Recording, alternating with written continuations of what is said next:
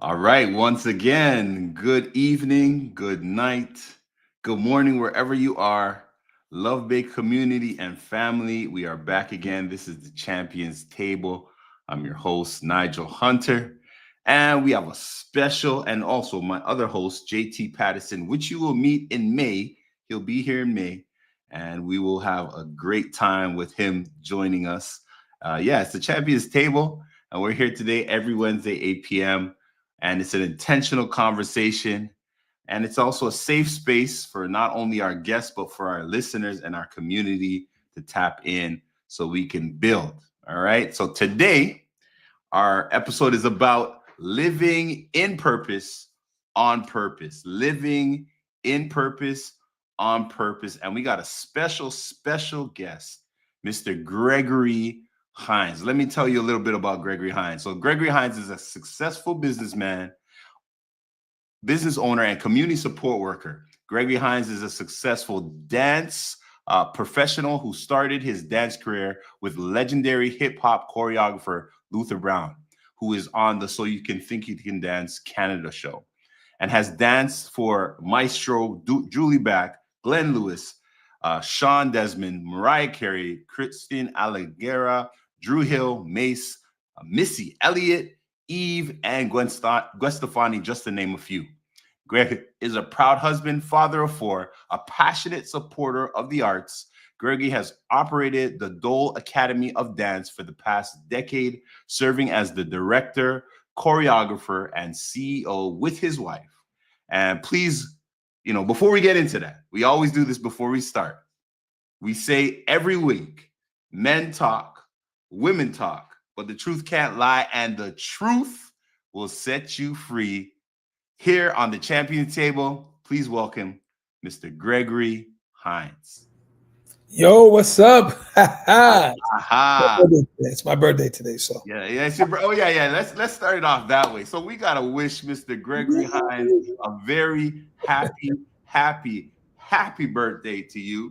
yeah, Yeah. Yeah, man. So it's good to be here. I'm glad you're here. What's going on, No, Sean? man, We I'm appreciate good. that. Yeah, man, you're good. How you feeling? First and foremost, it's your birthday. How you feeling, bro? Listen, man, I'm feeling blessed and highly favored. I know that's like a, thing everybody says, but honestly, I just feel blessed, man. I'm good. I'm 51. Okay. 51. You know what I'm saying? I'm trying to keep everything looking nice, right? So yeah. I feel So good. top of the hill, top of the mountain.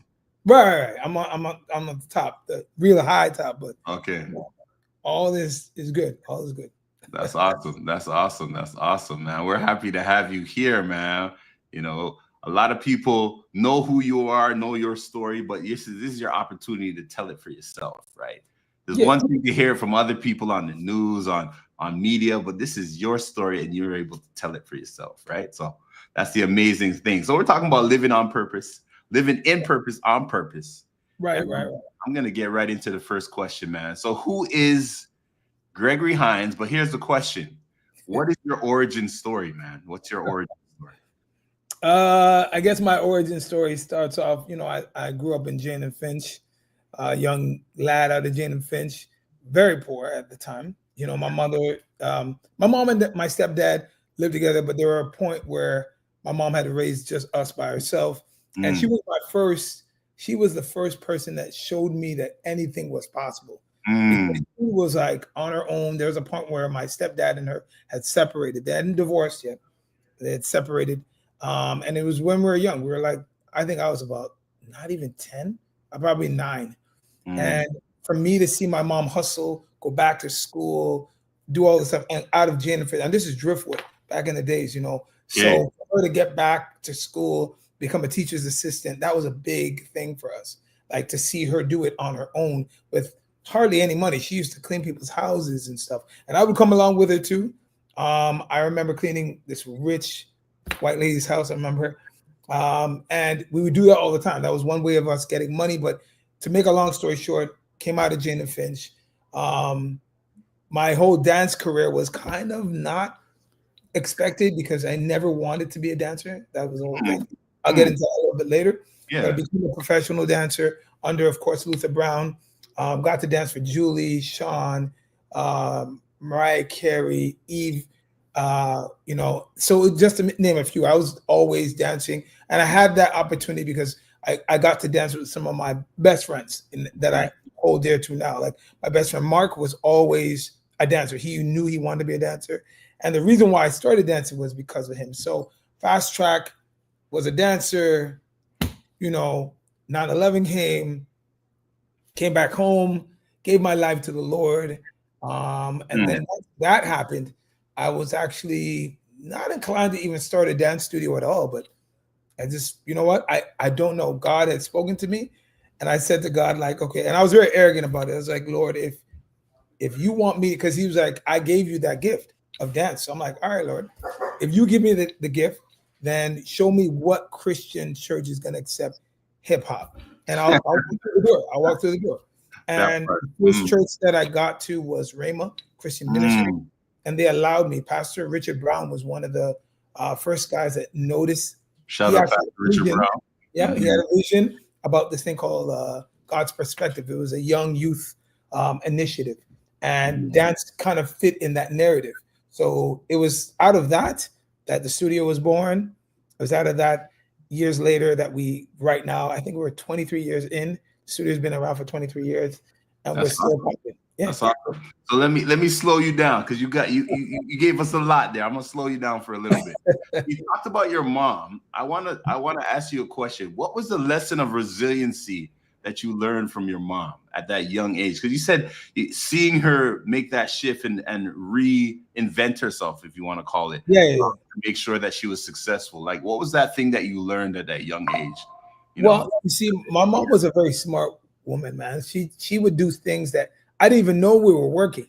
Right. So I remember us putting, back in the days, they used to give you like, and I'm dating myself. I know I'm 51. So they used to get like all the doll pieces. So the legs, the arm, the head, and you'd have to put them together, put them in a bag, and then it's like an assembly line.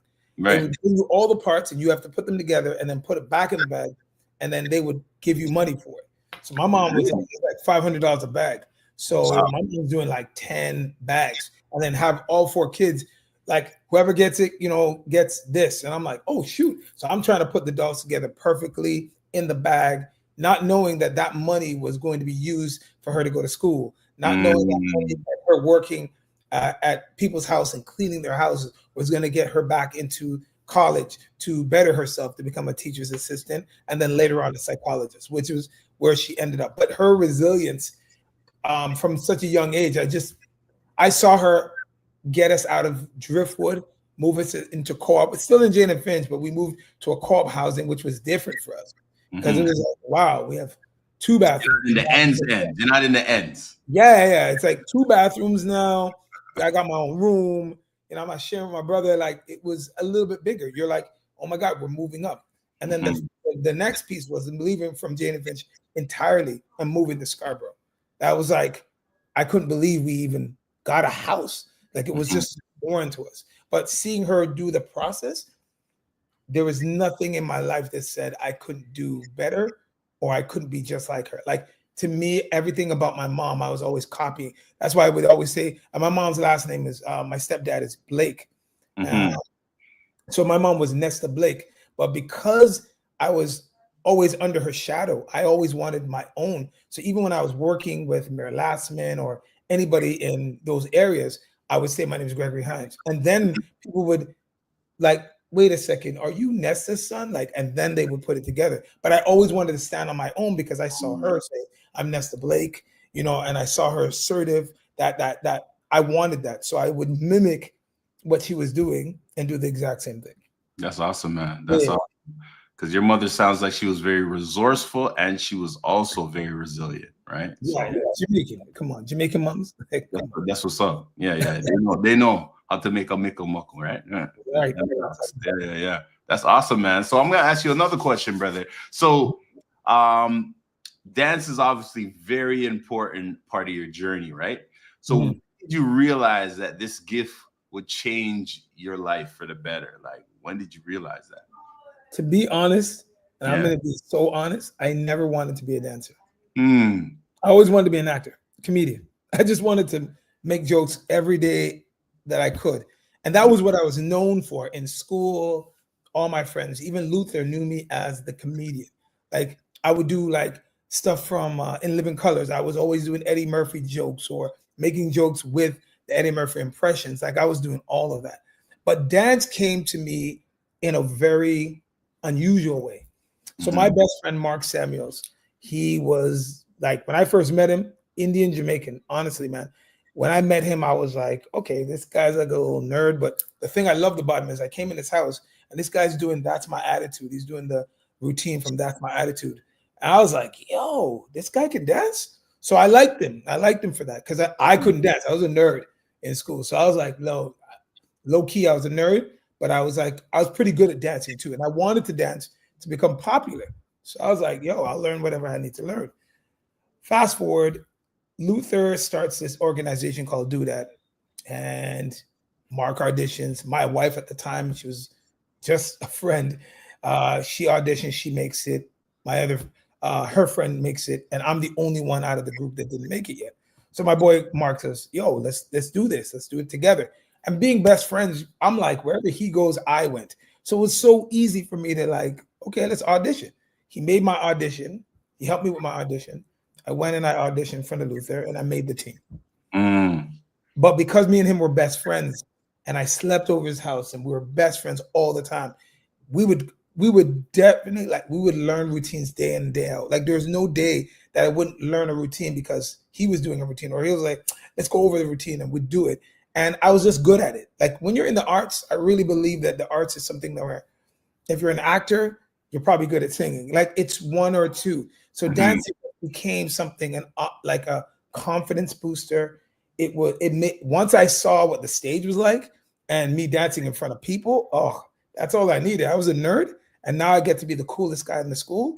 I was like, you know what? Yeah, I like it. And it motivated me. Plus, when Luther was talking about going to the States, I was like, all right, cool. Hopefully this can get me to the States. Maybe I can do a couple movies and then people will notice me as a comedian and want me as an actor. Like that's what I thought. So I just continued pursuing dance. I was serious about it. And I think what happens is my mom's work ethic is in me. So when I do something, I just do it to the best ability that I can.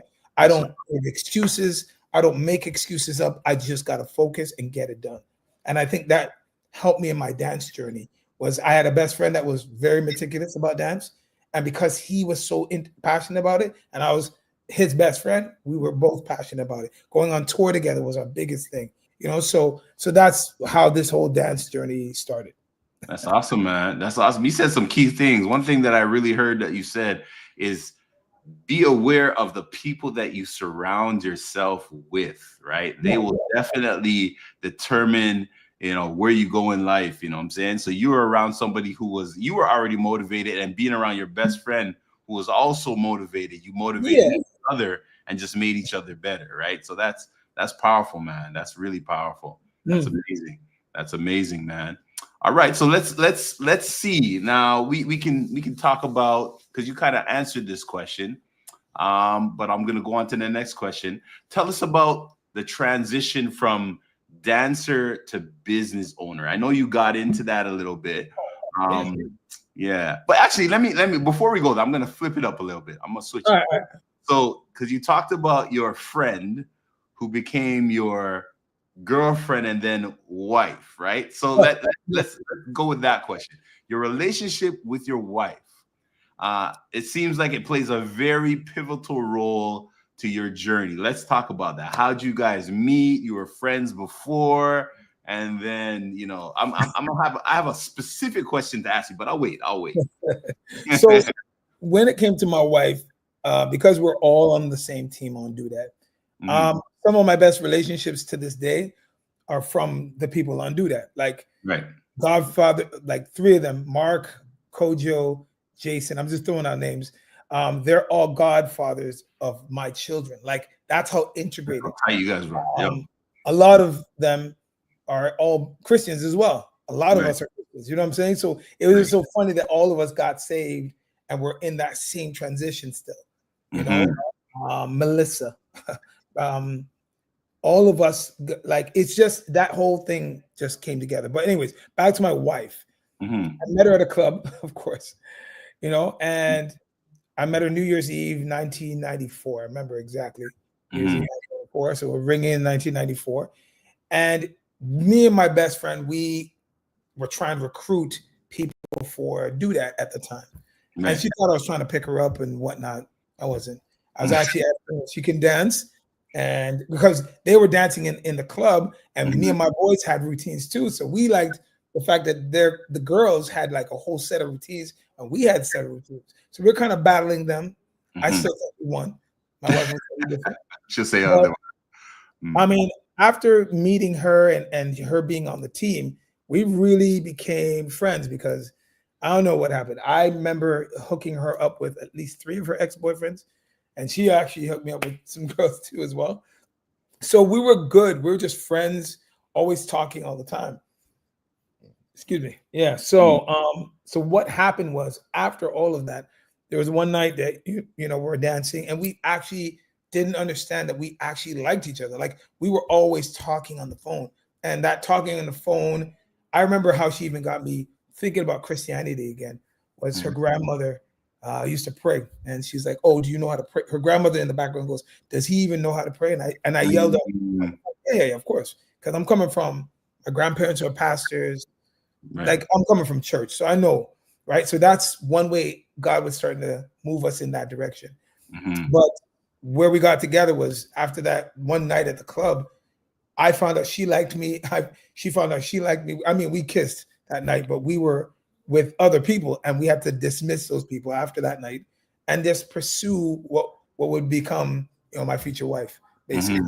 So that's how we really met. That was the realization that this is the rib, the one, the queen. Okay. Yeah. That's what's up. That's what's up.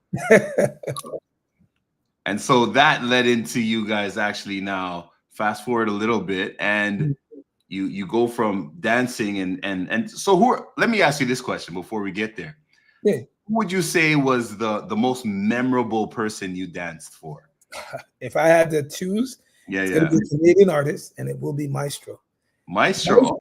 Yeah, man. Because Maestro was the only person. The reason another person that inspired me to have a business. Maestro. This dude, we're dancing with him, and he's telling him, "What are you guys gonna do after dance?" And I'm like, "Oh, probably act." I'm saying all these other stuff. He's like, "You don't know what you're gonna do." I'm like, "No, I never." This guy made us almost do like an essay on what we're doing, and I remember putting on the paper, dance studio, possibly politics. I was going into everything. Hold on, he had you guys stop and like actually write it down. This is why a lot of times I tell Maestro, it's your fault. That's the real dude. Because he could have said nothing. He could have did nothing. And he's a good friend to this day. Like, honestly, Wes is one of the people that, and an interesting story about Wes is his original dancers, Derek and Frankie. Derek was my camp counselor at Driftwood Community Center. That's so funny. I remember when he left, and he said he's going to be dancing for Maestro, and I was like, "Yo, one day I'm going to dance for Maestro." He's like, "All right, cool, whatever, kid." Like, he was like, "Yeah, whatever." And when we actually got the gig, me and my best friend Mark got the gig for Maestro. We paid homage to them too. So we made sure that the teens that they did for conducting thing was exactly the way it was, because we wanted to show those guys like we loved you guys back then. We idolized you guys, and we're gonna keep those portions. Anything new was choreographed, but anything old school, we kept it exactly the original way. So Maestro was one of these people that pushed us to, at least pushed me to keep thinking, like, why is this guy making us write an essay or like write down on paper what we're going to do after? You know, like for him to do that, he didn't need to do that. But that was one of the people that I have to say helped me just transition into thinking about business, right? Like another person, key person that God probably put in my life for a reason. The other person I would say the other tour that I loved was, of course, EVE. So dancing for rapper Eve was really good. Not only did she have the same middle name as my wife, Jeanne, which was weird. It was so weird that they both had the same middle name, but she also taught me, resilience. Because I remember her manager at the time, Troy Carter, was like, "Yo, I wanna take Eve." This is when she was just doing the TV show and all these other things. And I actually wanted to work with him. I was gonna like stop the whole dancing career and just really focus on the artists and being that guy. And I wanted to, but then 9/11 happened. I got too afraid. And I remember praying like, Lord, get me home safely and I'll just do whatever.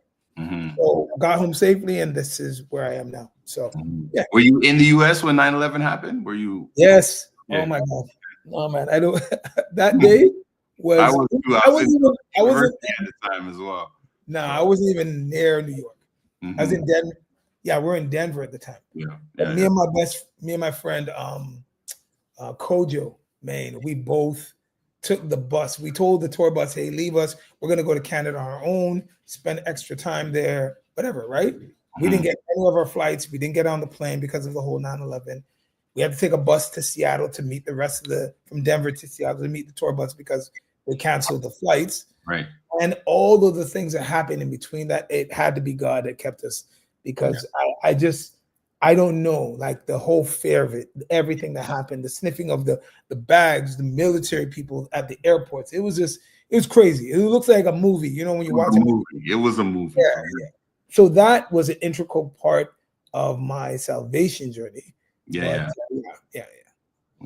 That's awesome. That's awesome, man. So let's go a little further. So that was a part of your journeys plus your salvation journey, and then you meet your queen, and 9/11 happens, and then you're like, okay, we got to do something different. So how does this now become the business?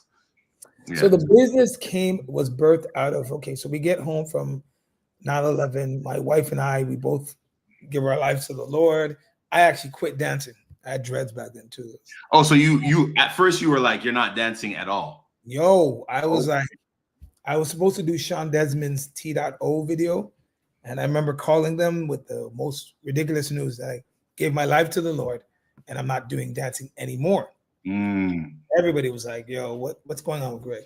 Like, why is he doing this?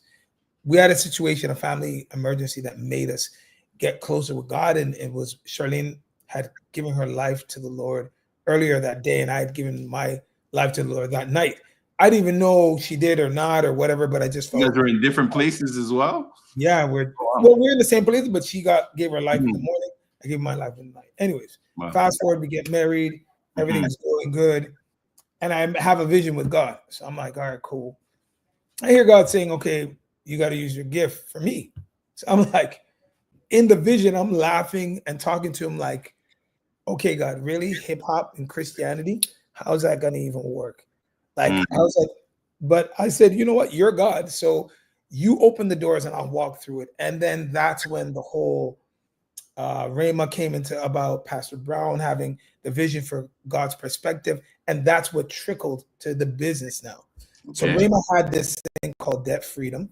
And there was with the debt freedom, they had a business component to it. So you come, you pitch what your idea and whatnot. And I told them I'm going to do a dance studio, like a Christian dance studio. And everybody was like, what? Like, that's not a business that people will first think of doing. So I was like, okay. They kind of chuckled, laughed it off. I didn't take it as anything, but it made me more motivated because I was like, all right, I'm just showing these guys. Yeah. So what I did, I rented out Armidale Community Center, just one room. I think I had 6 people sign up for the entire year. I taught them hip hop for the whole year. Our first recital was at Rhema. It was kind of not the greatest, but then for me, I was like, I need to step it up because for me being a Christian, I wanted the level of what I do to be at this level. Just like if I was unsaved, why am I going to dumb it down? So I was like, nah, we're not doing that. The business came out of God giving me the vision of where Dole is. And Dole stands for dance on a higher level. Mm-hmm. So it's a spiritual level, higher level, like that's the calling on our lives. So that's what I did it for, first off. And then what happened was the business was there. And I remember working a job and still doing my business on the weekends.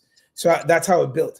And every time I would do the dance studio, I would even call it a dance studio when it was just a community center. And then that went from 6 to 14 the next year. And then the next year after that, we had about 120 students. And then it just kept growing. So what happened was, instead of just running hip hop. We were running hip hop. Then it was hip hop and ballet. Hip hop and African was a big thing.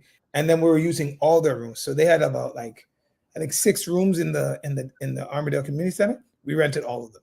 That's awesome. And it was just, the business just kept growing. I'll say this: when it comes to business, you have to believe the business is already what it is. What it is. Come on. So, we're in a community center. You know how many times I told people, yeah, I have a dance studio, and they come and they're like, the community center, buddy. Like, is it, why you keep saying dance studio? But you have to speak those things as though they are. Yeah. And now that we actually have the studio, I don't have to say anything else but dance studio. When I say anything else, I say what I know God has told me I can say, and what I believe I can say. And I'm just living in that proof. You know what I'm saying? Not only do I have the dance studio, we have a supply chain management company called Dole Driving and Delivery Service.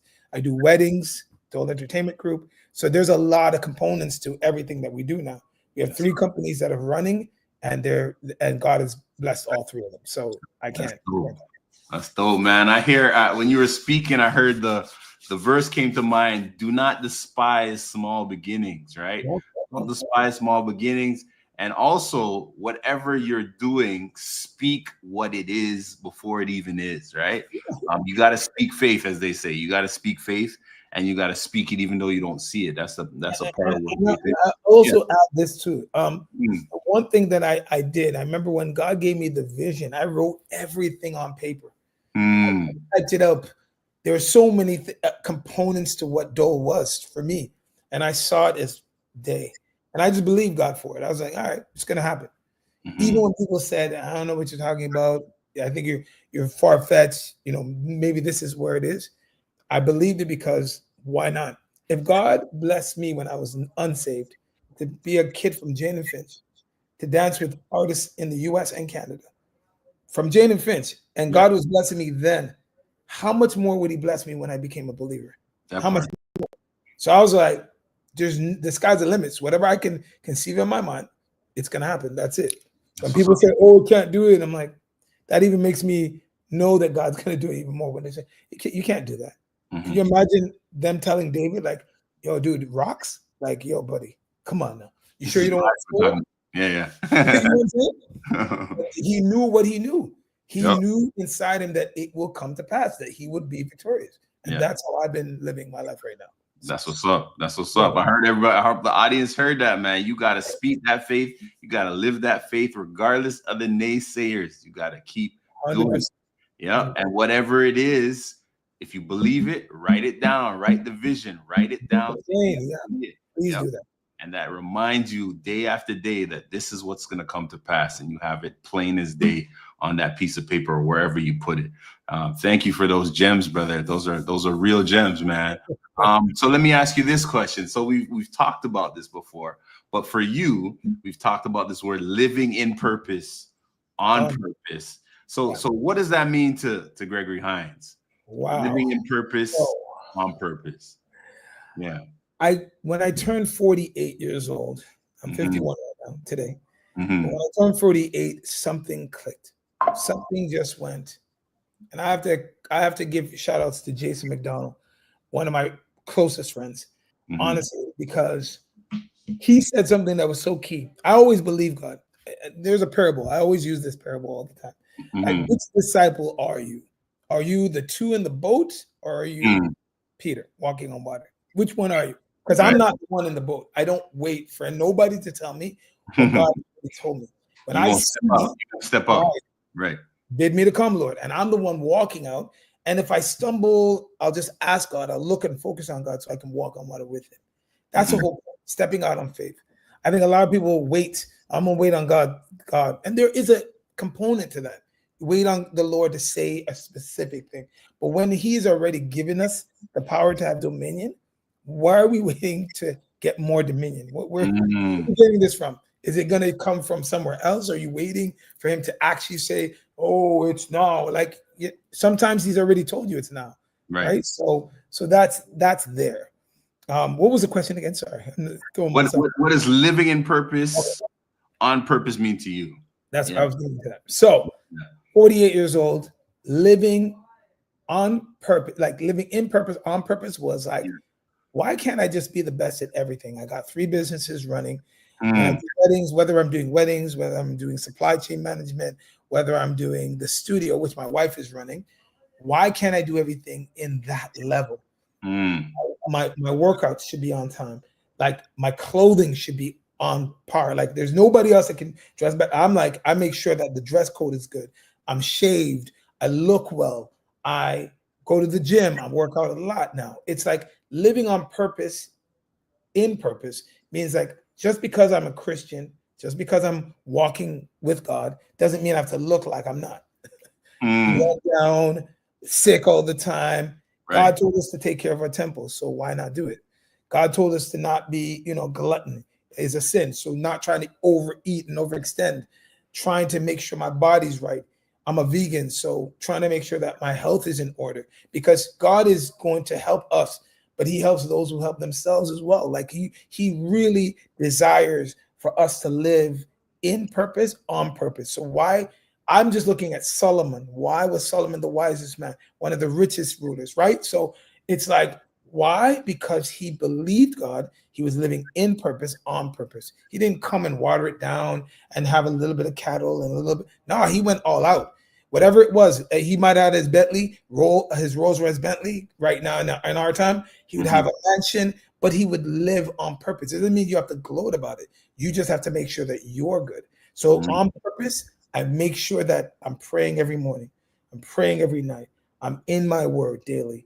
I'm constantly talking to people about Jesus, or I'm constantly, having conversation with people who are in need of God, right? I'm not shying away from it. But on top of that, I'm not looking run down. Make sure I get my lineup, like right now I need a little lineup. But yeah, I get my lineup, make sure everything is in my skincare routine.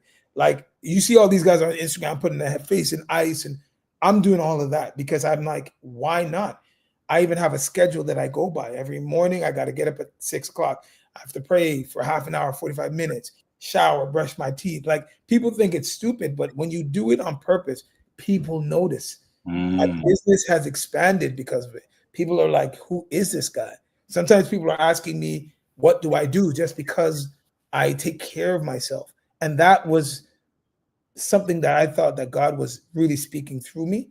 So I mhm, said, why not? Why not live in purpose, on purpose? Why not do this for real and make sure that every aspect of my life, my being a better husband, being even my kids used to say, yo, you're so kind to everybody else. But when it comes to us, you're just mean. So toning it down, seeing mhm, their perspective, looking at them, praying with them, apologizing when I'm wrong, in mm, so they can see that, okay, yeah, dad made a mistake, but he apologized. Those are the things that I was trying to live in purpose, on purpose, by the grace of God. And I'm not perfect, but at mhm. least walking in that perfection and pushing the envelope. I believe by next year I'm going to be very buff. That's all right. That's Yeah, all because I'm trying to make sure like I'm like there. And that's what I mean. Like every portion of my body is going to be healthy at that time. I'll right. be back to an alkaline state. My body will be in pristine. And it's not just about that. It's just about the word, walk with God. Everything is going to be in alignment with God. And that's why Mhm. living in purpose, on purpose means for me. That's dope, man. That's dope. It Yeah. sounds like you're like whatever you put your hand to, you're gonna do it to the best of your ability. Yeah, It goes back to my mom. That goes way back to my mom. She was yeah, like that. I'm like, I got to do it. yeah.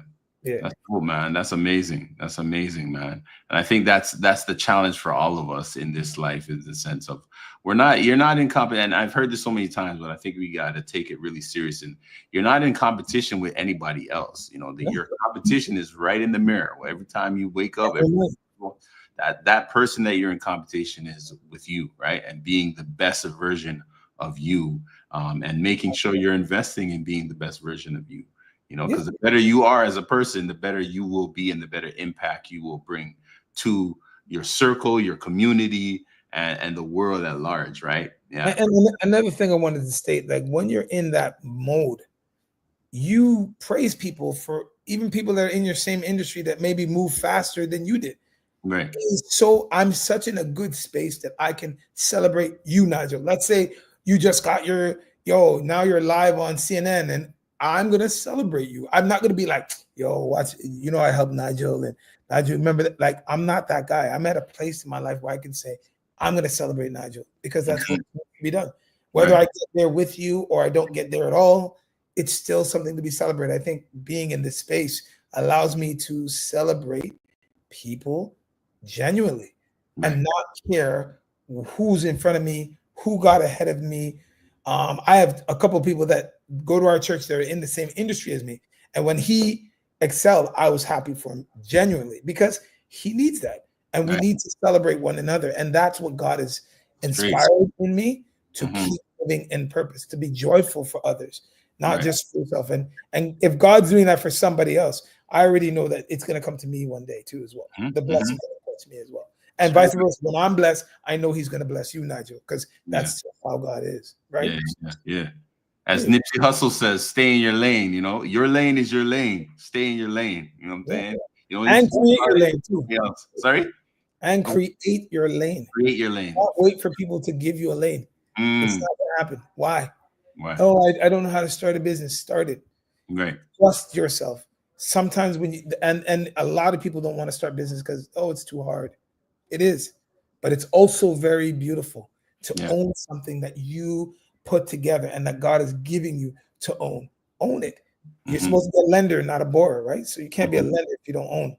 And Straight up. not to that extent. I mean, you could work a career and still be a lender, but I'm saying when you're owning a business, it's a lot easier to be a lender, not a borrower. You know what I'm Mhm. saying? So those are some of the things, the head and not the tail. So making sure that you're living in those kind of realities, and Yeah. it's easier to do that. Easy to do that. Yeah. That's awesome, man. That's awesome. And for those who are listening, man, you can join in on the conversation. The number is 437-778-3299. Reach out, send a chat, send a message, send a question. If you got a question to ask Gregory Hines, send it out to us, man. I'll definitely ask him that question if you want to ask him that question. Be a part of the conversation with us. That's what it's all about. Be a part of the conversation. I hope that my lips not dry. That's all. No, your lips are good, man. Your lips are good. You worked on that already. You got No, that. I'm just making sure, man. People looking at you at In a little while. like, yo, that guy's a really good guy, but his lips are dry. That's right. not what's wrong. You don't want to remember that, right? Hashtag No. lips dry. No. Lips We're dry. talking That's what's up. So you talked about when we last time we spoke, we were at church, and you were telling me about this challenge that you were talking about, and that's how this interview started. You were talking about the living in purpose, on purpose challenge for men, right? Let's talk about that. Tell me what is that? Yeah. So I'm a guy that a lot of people ask me, how do you do what you do? Mm-hmm. Like, it's so serious to the point where, like, every morning I get up and I do what I do. There's a portion where I clean my room. There's a portion where I make my bed. Like, everything is detailed. So what I did was I made myself a schedule, and I just check off that I did it exactly in order. So and sometimes, let's break that down for a little bit. When you say make a schedule, so when you say making a schedule, you say say for example, you get up at a certain time. That's on the schedule. Yep. Okay, it's all time. Shower, brush teeth, floss. Like, people think it's hilarious. My wife used to laugh at me like, you have cream your skin on. Yeah. Your heel back. If your heel back's dry, it's not a good thing. Right. So and remember we had that washing of the feet. I don't know if you were at church when they had to wash. Yeah. My feet were good. I came a little late, but There was no ash. The water looked good. My foot, somebody complimented me on my foot.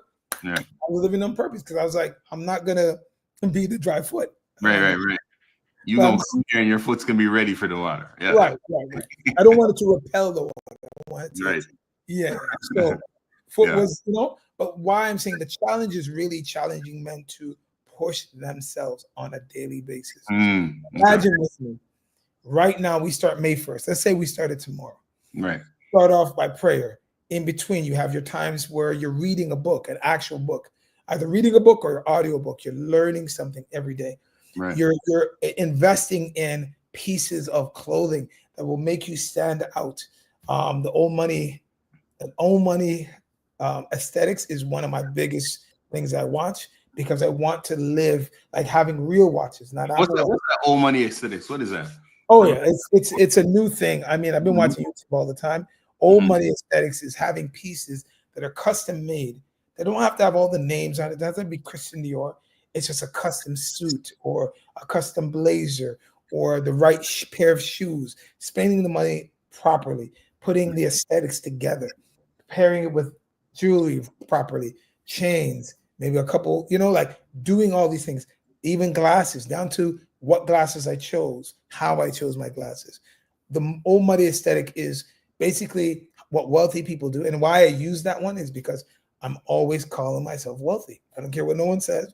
I'm a wealthy dude. So embody that. I also follow that mindset that if I was royalty today, would I be dressing in name brand stuff? No, I don't have to because I'm Mhm. royalty. I already know who I Your am. name is your name. Yeah, yeah. Right. So if Jesus is our Lord and our King, right? If I was under a monarchy, the aesthetics that would come out would be, and it doesn't have anything to do with you must look rich or wealthy. No, no, no. Right, right. The whole aesthetic mindset was that I need to look what I believe I am. You know what I'm Mm. saying? I Mhm, believe I'm here, so I'm going to dress to match that. So living on purpose, the whole challenge is clothing, exercise, eating right, prayer, and then just prayer and the word, and making sure that you're reading mm. material that will edify you or make you grow better, right? Because we're always in this nuance where we see something on Instagram, we just take it. This is Mhm, a type of challenge. It's a lifestyle. You mm. want imagine with me, Nigel. We do the challenge.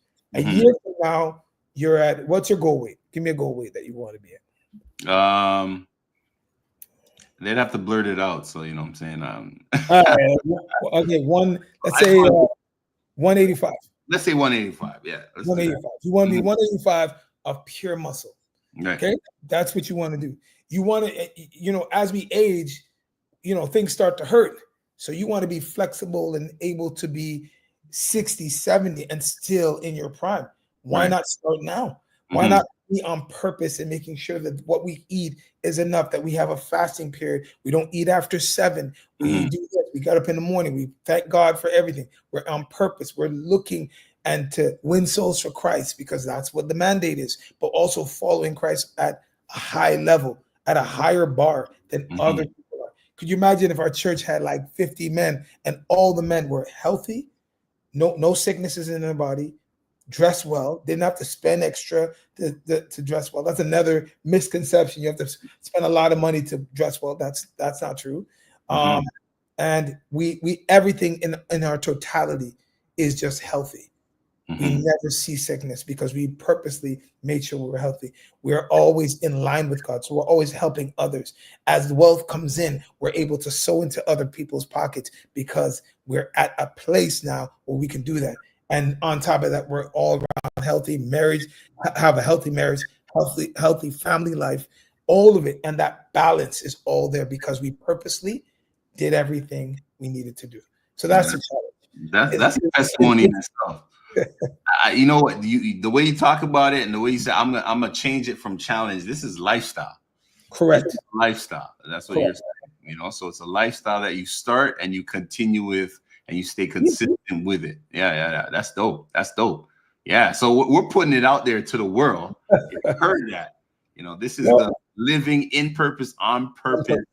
Correct. lifestyle challenge. All right, Yep. lifestyle challenge. You start off with first goal is writing down your routine.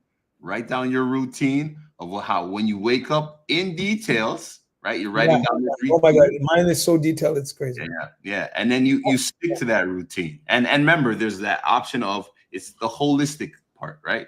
So there's Yeah. reading, right, where you're building on who you are. There was a quote that I heard that your mind has to be wherever you want it, wherever you want to go, right? So your Yeah. mind has to be there first, right? And so within this challenge, you're building your mind to be in the place that it is before it gets there. So it's prepared for whatever comes, right? So if Right. you're thinking in wealth now, when wealth comes, you're not surprised by it, and you also can manage the wealth, right? You Right. can And manage it. you're not gonna squander it like other people do.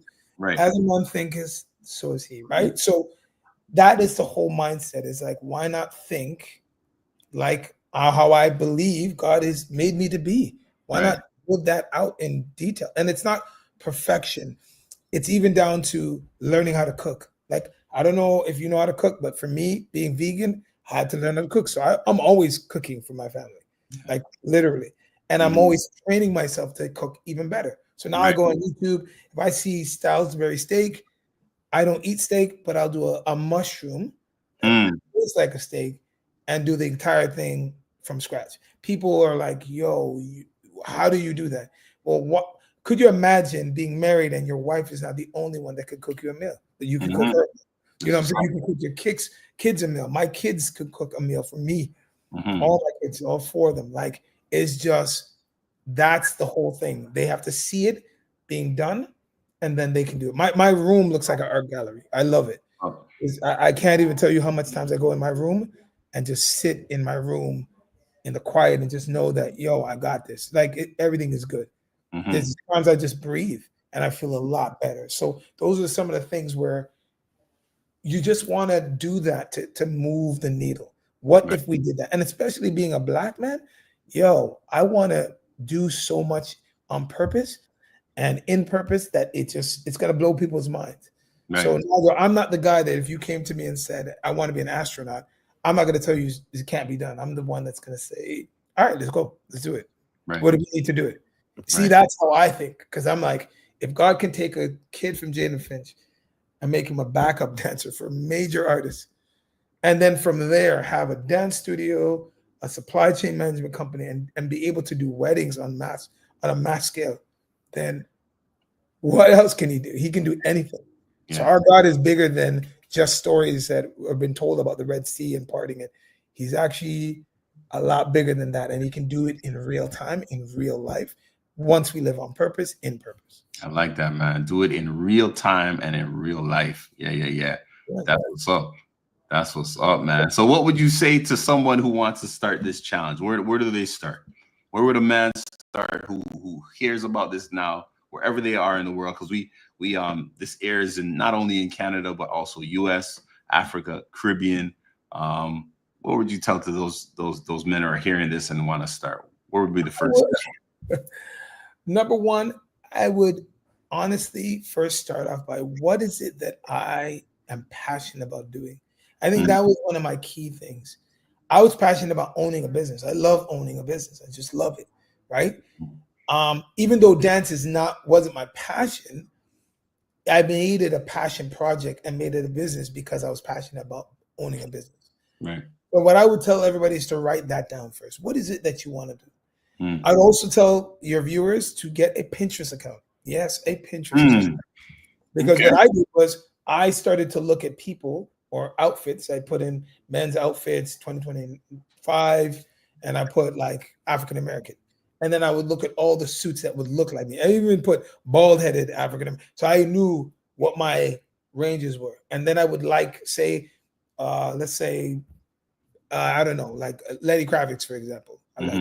I don't know why, Mhm. but Lenny Kravitz, I liked the way he dressed back then, but that's not now. So I would mix and match of all the suits and all the stuff and add it to my group, like my Pinterest board, and be like, all right, this is what my glasses would look like. These are what my shoes that I like. These are the type of shoes I like. So now when I see that look, I would mimic the entire outfit, and that's another step because I might want to be very dressy and that's me, but you might not be that, and your Pinterest should match your desired taste. So if you Mhm. want to be in track pants and sneakers all the time, you just want to upscale it and make it your unique look. So a Pinterest account would be really helpful, down to So haircuts. part of the goal is really not allowing society to define how you look. Is you No, defining how you look. you have to define that because I can tell you, hey, I'm gonna put this jacket on you and it not work for you because it's not who you are. But Right. if you took a Pinterest account, I look at it, I can see, oh, this is your style, then you can kind of, gear the person into that style. So that's one aspect. Pinterest account, writing down what you want. And if you are passionate about having your own business, what does that look like? And Mm. name it and say and build it and believe that that thing is what it is. And then from there, that's when you make the schedule. You got to talk about your health. How are you going to be eating healthier? Are you going to always go to McDonald's? Start making food at home, like small goals first. Your first week would just be no junk food outside, right? Second week would be no sugar. Third week would be only healthy foods from home that made from home. So you know the contents, and then you just keep going. So the whole premise of what a man would have to do first, Pinterest account, knowing what they want, like in terms of business, their health, looking at their health realistically and seeing where they want to go. And then also in their Pinterest account, looking at a body type. Now, of course, my dog's going crazy, but a body, like, what do you want? What do your desired body look like?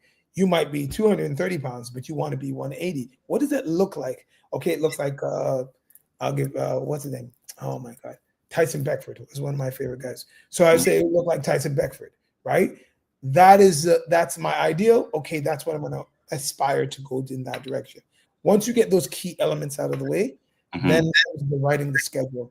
6 o'clock in the morning, or let's say you don't get up at 6. The earliest you get up is 7. Then you start at 7 o'clock. You get up. You do a half an hour to 15 minutes of prayer, intentional prayer. Right? Like you can write down what you want to say and remember it so that when you're speaking to God, you're speaking to him about the things that you want.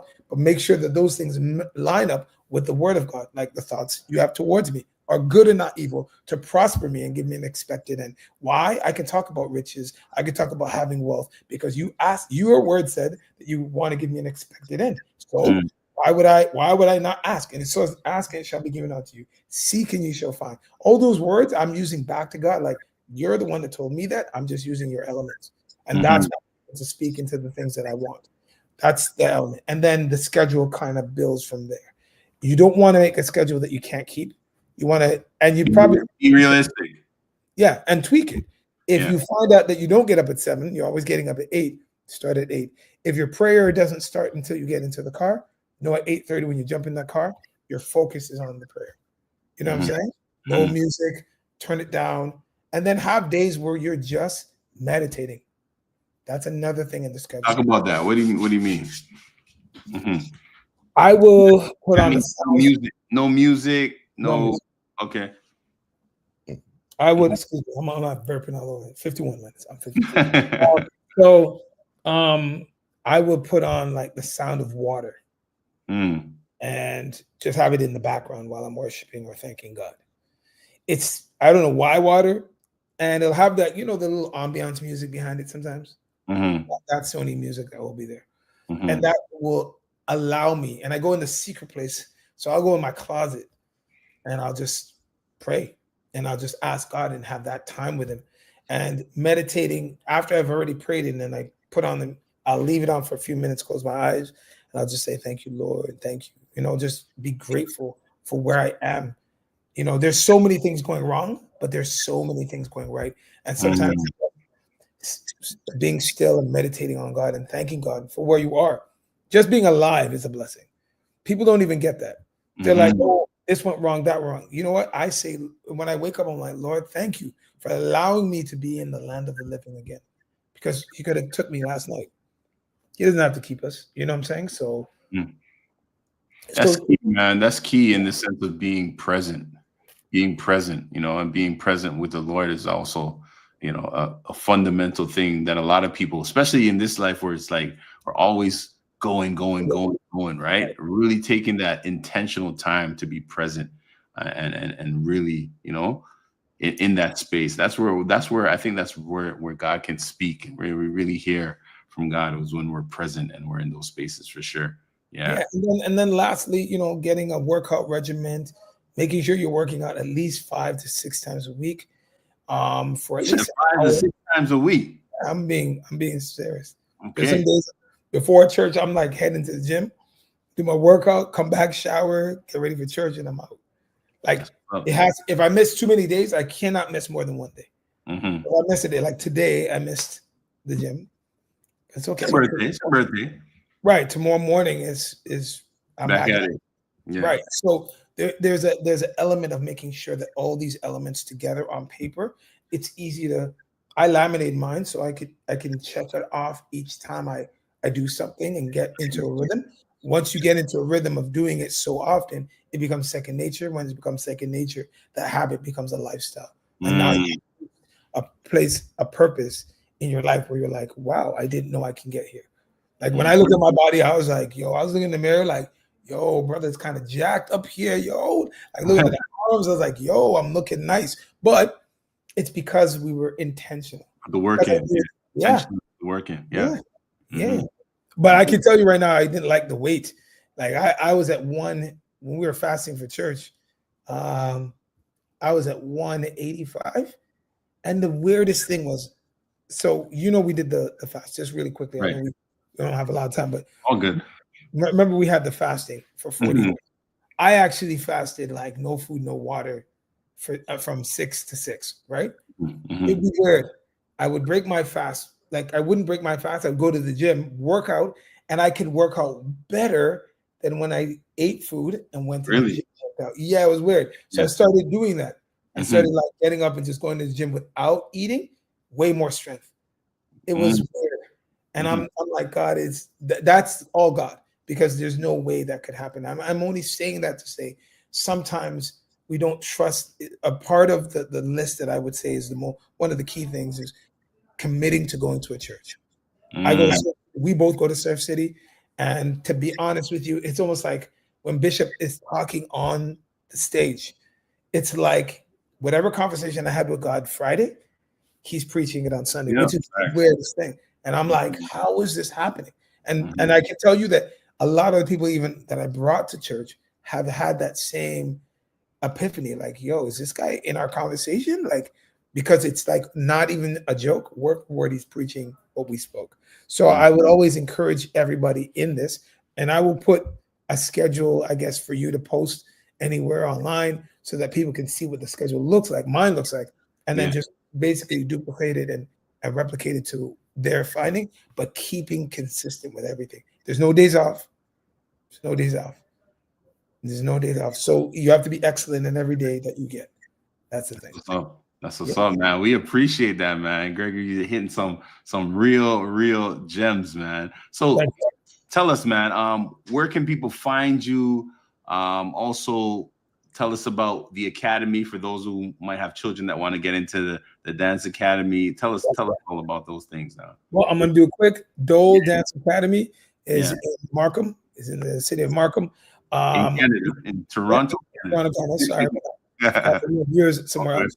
Our Instagram handle is Dole Academy. All one word, at Dole Academy.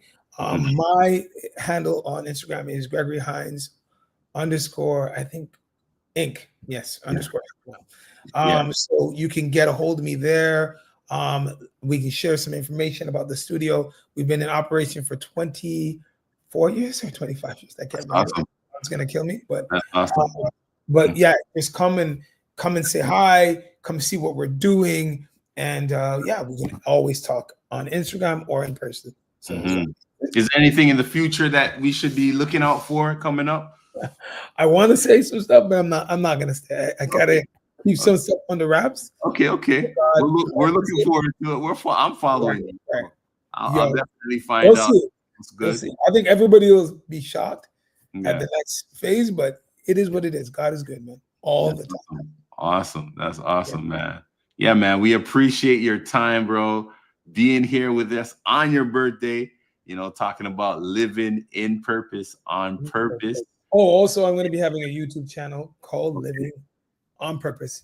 Like living in purpose on purpose. Yeah, man. That's dope, man. We're looking forward to that. That'll be dope, man. That'll definitely be dope, man. And as we say on the Champions Table, men talk, women talk, but the truth don't lie, and the truth will set you free. We thank you for joining us. We thank you for listening. Yeah, man. Thank you for being here, Gregory Hines, and to our listeners and Love Bay Radio. We love you. We'll see you next week. God bless. Peace. All right. Thank you. All right. Yeah.